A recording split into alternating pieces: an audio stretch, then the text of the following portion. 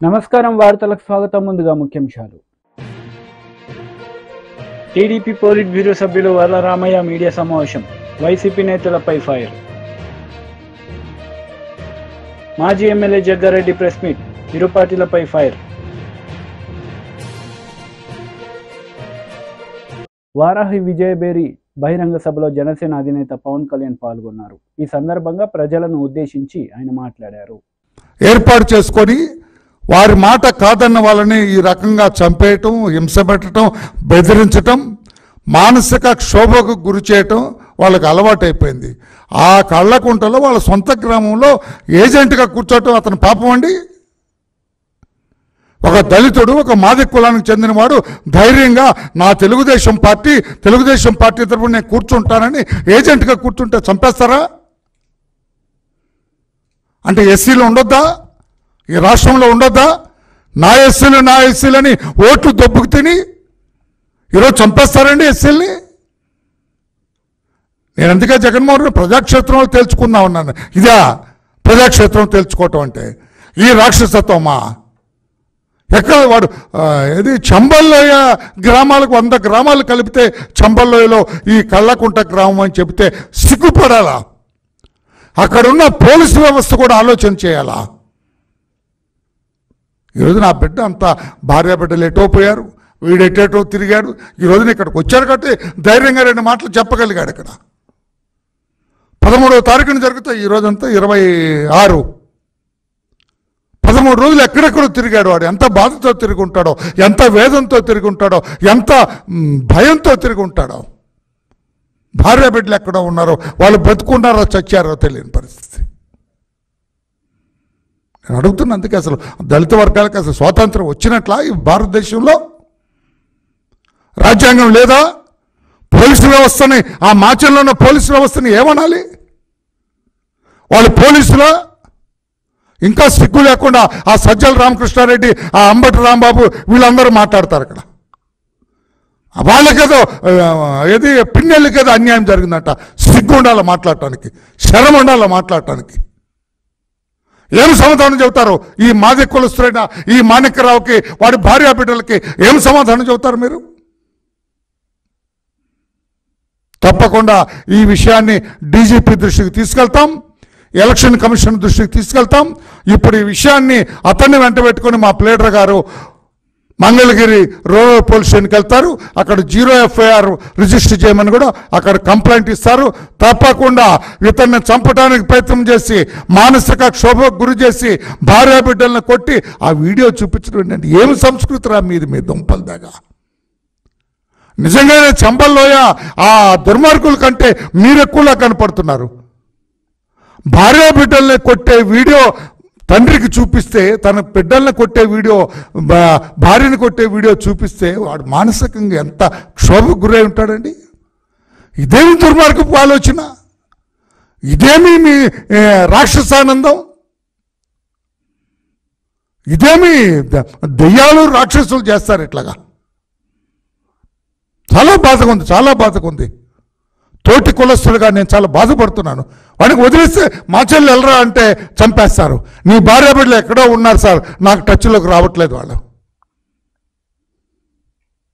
అందుకని నేను election commission అడుగుతున్నా, డీజీపీని అడుగుతున్నా, సిఎస్ చీఫ్ సెక్రటరీ గారిని అడుగుతున్నా, వాట్ ఈస్ దిస్? ఆంధ్రప్రదేశ్ రాష్ట్రంలో ఉన్నామా? ఏదైనా డిక్టటోరియల్ గవర్నమెంట్లో ఉన్నామా? ఏదైనా టెర్రరిస్ట్ గ్రామంలో ఉన్నామా? ఒక్కసారి ఆలోచన చేయండి అని చెప్పి కూడా తెలియచేస్తూ, పాత్రికేయ సోదరులారా, మీరు కూడా ఇవన్నీ కూడా అన్నీ ఉన్నట్టు రాయాలా, ప్రజల ముందు పెట్టాలా? ప్రజలే ఈరోజు న్యాయ నిర్ణేతలు, ప్రజలే బుద్ధి చెప్పాలా. ఇటువంటి దుర్మార్గపు పాలకులకి ప్రజలే బుద్ధి చెప్పాలా, ప్రజలే చెప్పు తీసుకొని కొట్టాలా ఇటువంటి దుర్మార్గుల్ని. సారీ, నేటువంటి మాట నా నోట రాదు, కానీ తప్పదు. వాడి బాధ చూసిన తర్వాత ఎక్కడికి వెళ్తారు వాడు?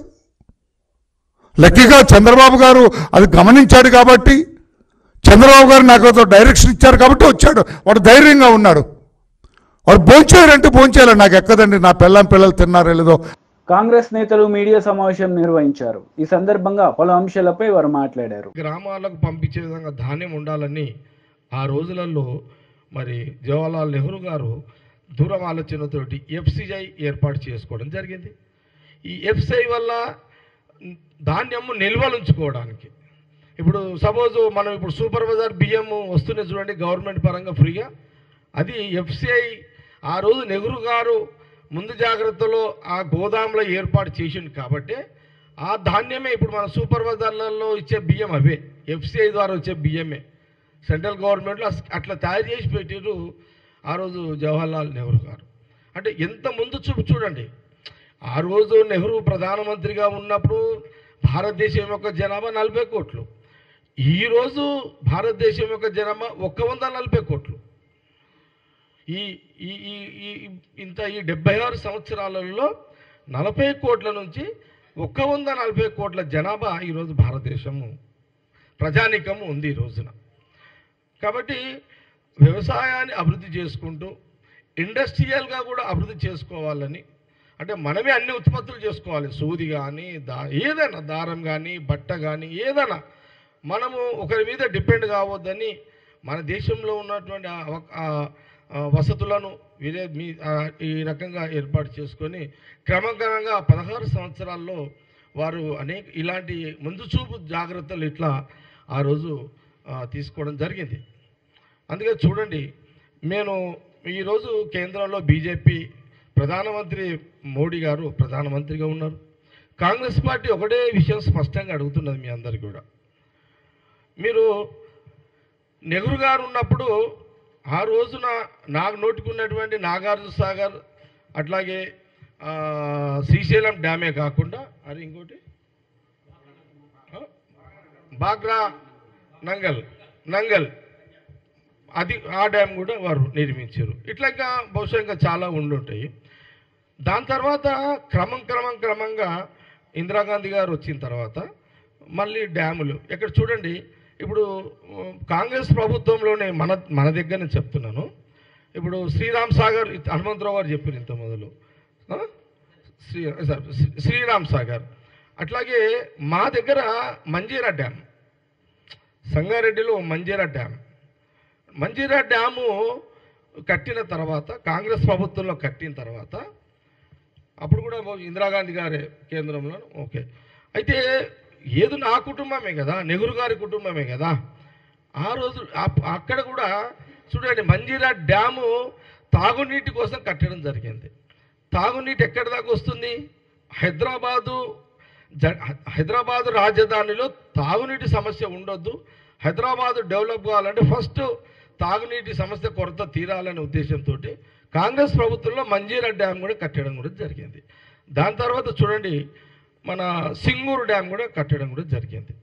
ఆ రోజు మా దగ్గర బాగారెడ్డి గారు ఉండి పి రామచంద్రారెడ్డి గారు ఉండి ఆ టైంలోనే మంజీరా సింగూరు డ్యామ్ కూడా ఇటు జంట నగరాలకు వ్యవసాయానికి కొంత మెదక్కు ఇవ్వడానికి ఏది గణపూర్ ఆయకట్టు కానీ ఏడుపాయల జాతరకు కానీ ఇట్లా సింగూరు డ్యామ్ ఇట్లా ఈ రకంగా.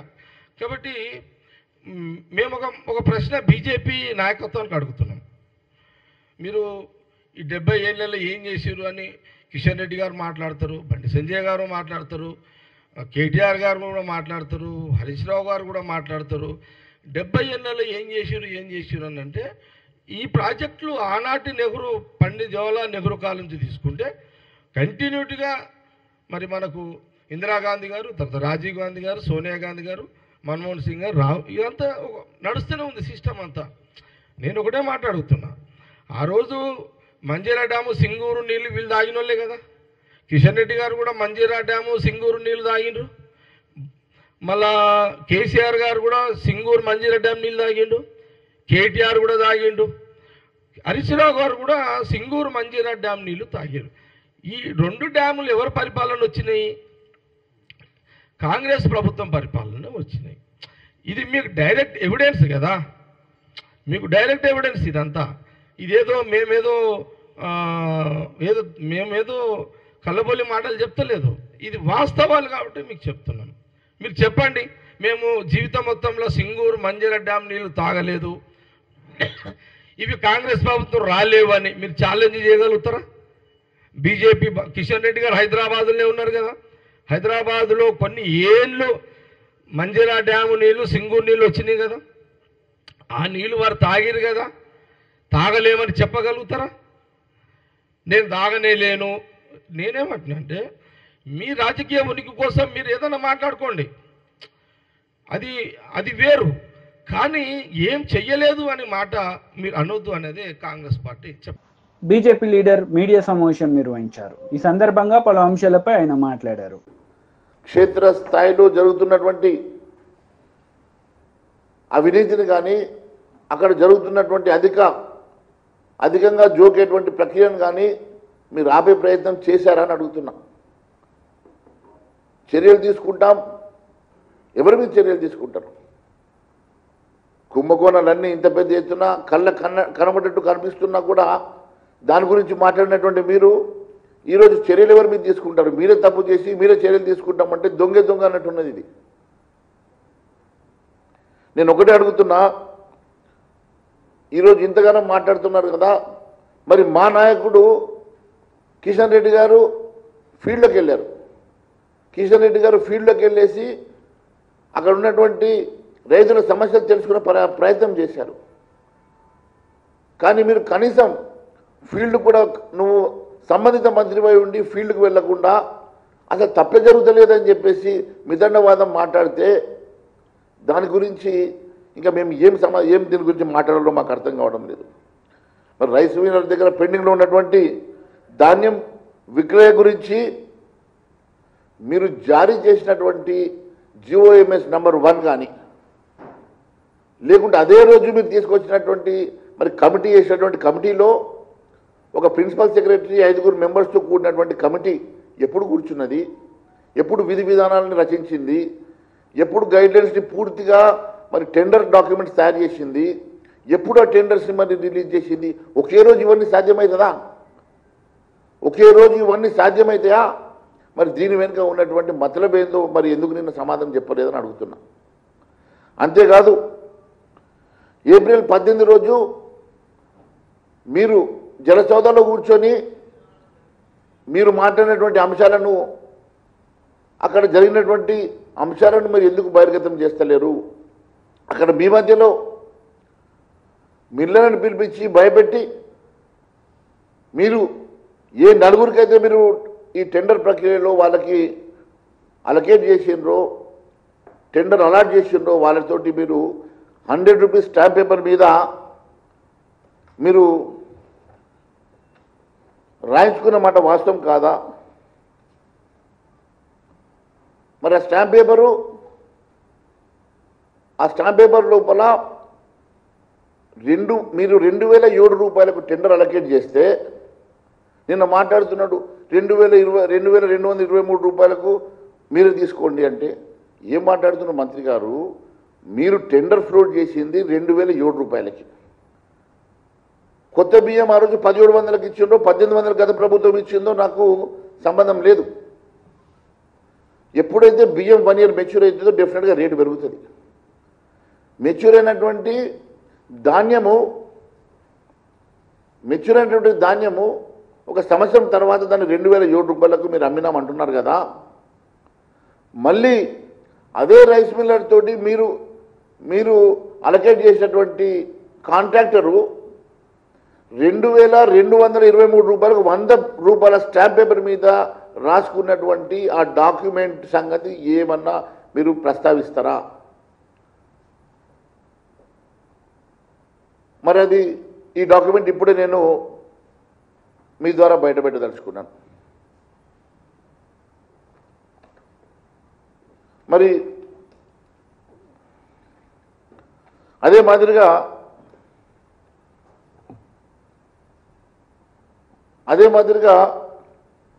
18 ఏప్రిల్ రోజు రైస్ మిల్లర్ను మీరు భయపెట్టి 100 రూపాయల స్టాంప్ పేపర్ మీద మీరు రాసిచ్చినటువంటి డాక్యుమెంట్ ఇప్పుడు నేను మీ ద్వారా బయటపెట్టబోతున్నా.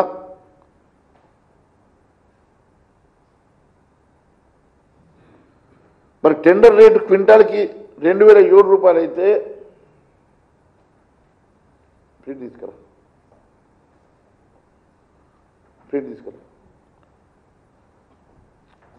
2007 రూపాయలు అయితే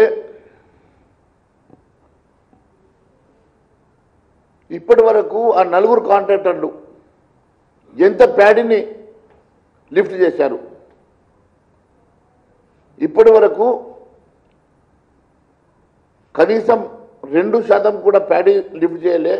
90 రోజుల సమయం ఇస్తే మీరు బీఆర్ఎస్ లీడర్ మీడియా సమావేశం నిర్వహించారు. ఈ సందర్భంగా పలు అంశాలపై ఆయన మాట్లాడారు. మంది కల్తీ జైరీలా షరాబ్ తాగి చనిపోయిన తర్వాత ఈ సోమ్ డిస్టిలరీ అనే సంస్థను వాళ్ళ ట్యాంకులను అక్కడ మధ్యప్రదేశ్ ప్రభుత్వం సీజ్ చేయడం జరిగింది, అధికారులు సీజ్ చేయడం జరిగింది. అలాంటి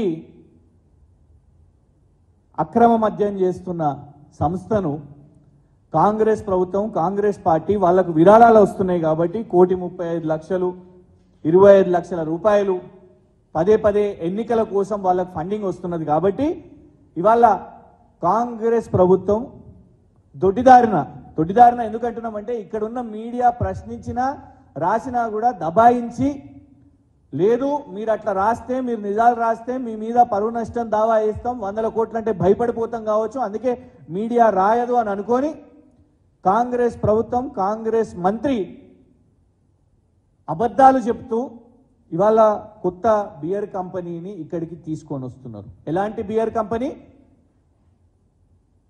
మధ్యప్రదేశ్ రాష్ట్రం నుంచి మొదలై, కాంగ్రెస్ ప్రభుత్వం నుంచి మొదలై అక్కడ కల్తీ మద్యం, దేశీదారు అని అంటారు, కంట్రీ లిక్కర్.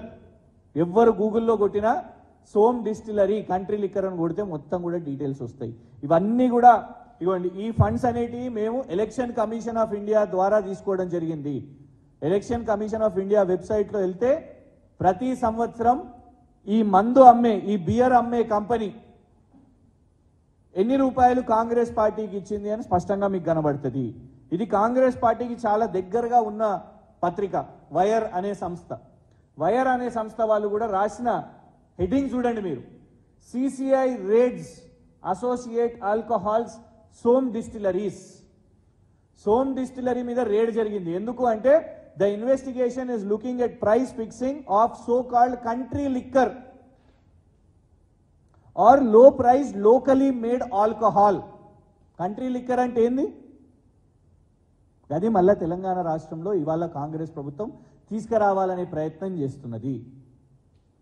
మళ్ళా గుడుంబాలు, ఇట్లాంటి బియర్ కంపెనీలు, వీటిని మొదలుపెట్టే కుట్రలో భాగంగా ఇవాళ కాంగ్రెస్ ప్రభుత్వం ఇందుకే ఇవాళ ఎందుకు మీకు ముడుపులు వస్తున్నాయి, బ్రూ ట్యాక్స్ అంటే ఏంటిది అని చాలా మంది అనుకుంటున్నారు కదా. ఇగోండి ఇవే బ్రూ ట్యాక్స్.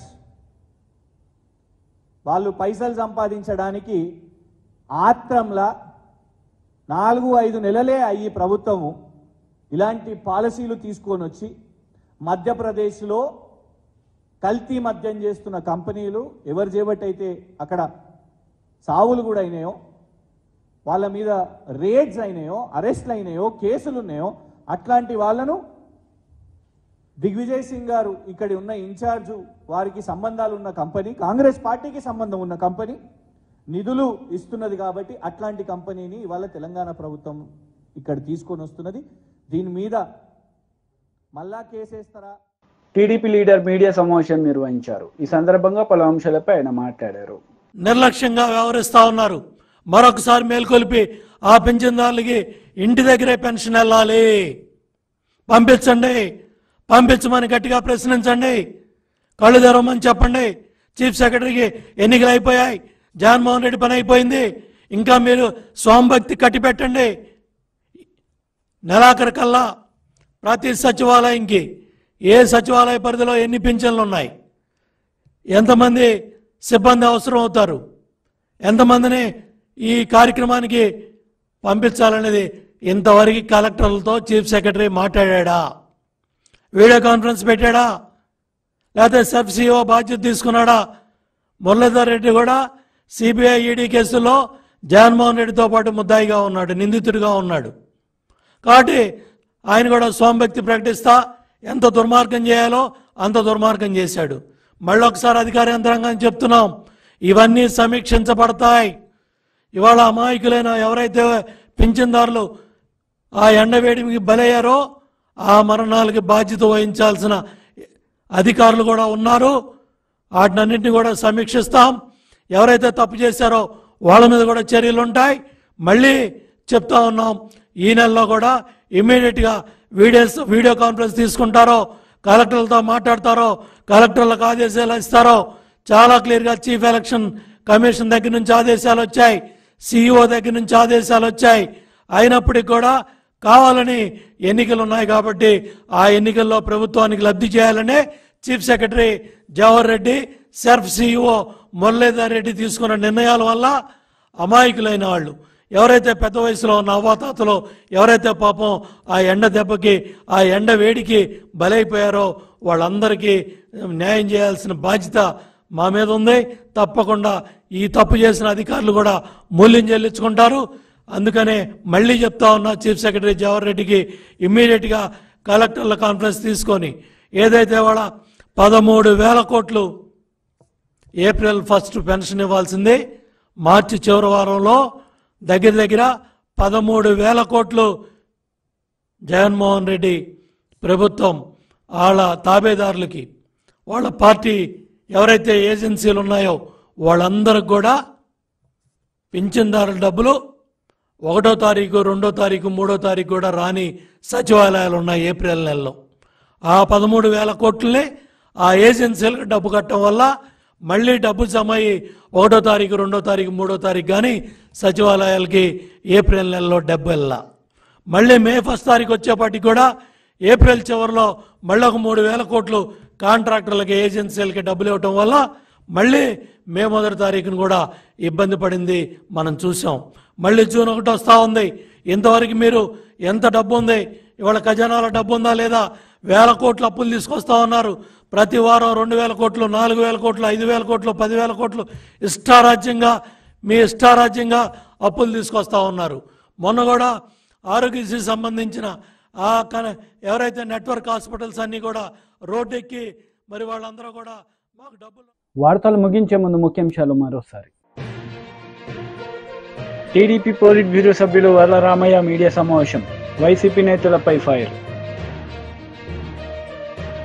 మాజీ ఎమ్మెల్యే జగ్గారెడ్డి ప్రెస్ మీట్, ఇరు పార్టీలపై ఫైర్. ఈ వార్తలు ఇంతటితో సమాప్తం. తిరిగి ప్రసారమయ్యే వార్తల్లో మళ్ళీ కలుద్దాం. అంతవరకు సెలవు. నమస్తే.